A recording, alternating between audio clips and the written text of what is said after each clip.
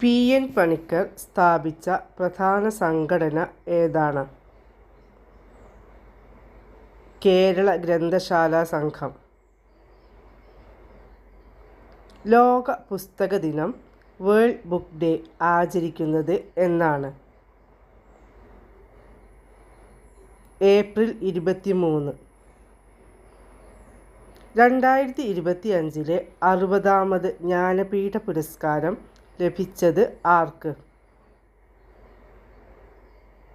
പ്രശസ്ത തമിഴ് കവിയും ഗാനരചയിതാവുമായ ആർ വൈരമുത്തുവിനാണ് 2025 ജ്ഞാനപീഠ പുരസ്കാരം ലഭിച്ചത്. 2024 59ാമത് ജ്ഞാനപീഠ പുരസ്കാരം ലഭിച്ചത് ആർക്ക്? പ്രശസ്തനായ ഹിന്ദി സാഹിത്യകാരൻ വിനോദ് കുമാർ ശുക്ലക്കാണ് 2024 ജ്ഞാനപീഠ പുരസ്കാരം ലഭിച്ചത്.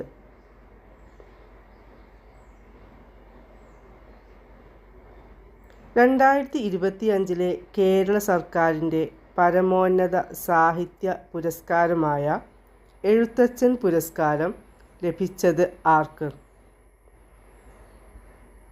പ്രശസ്ത കവി കെ ജി ശങ്കരപ്പിള്ളക്കാണ് 2025 എഴുത്തച്ഛൻ പുരസ്കാരം ലഭിച്ചത്. പി എൻ പണിക്കരുടെ മുഴുവൻ പേര് എന്ത്?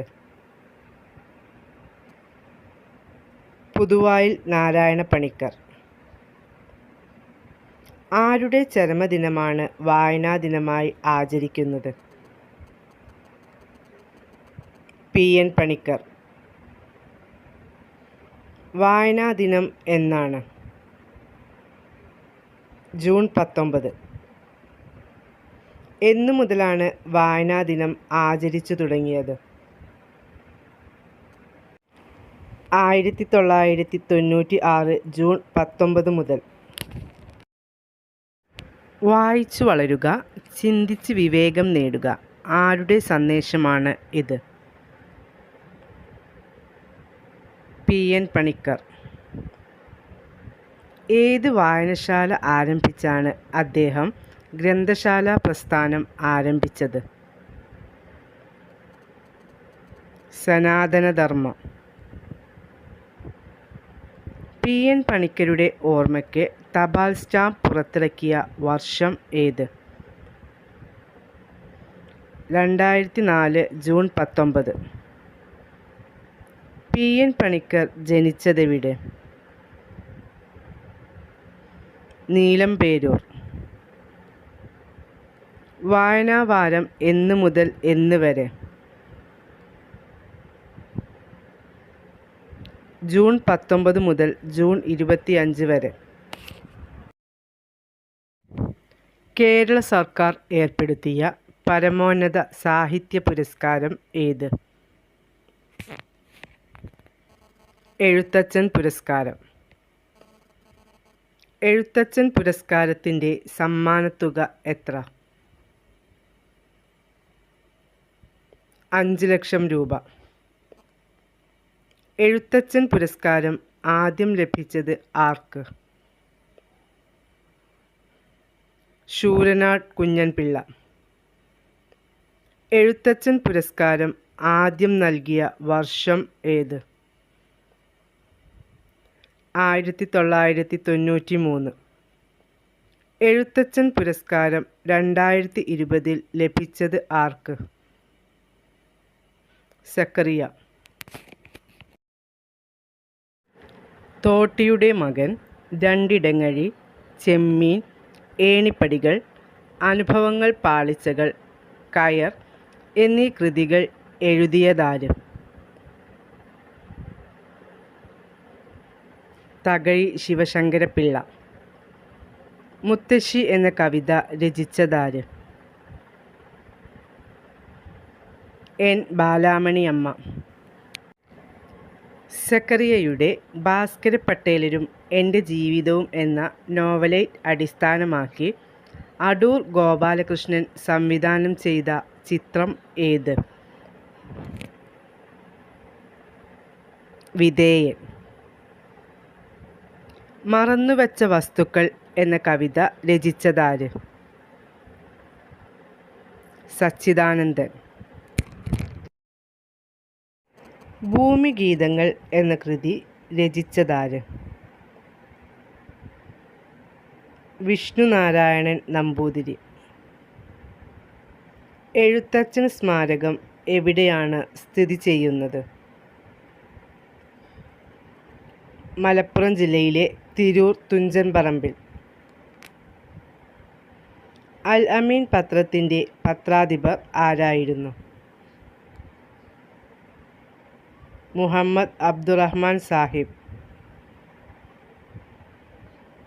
കേരള സാഹിത്യ അക്കാദമിയുടെ മുഖപത്രം ഏത്?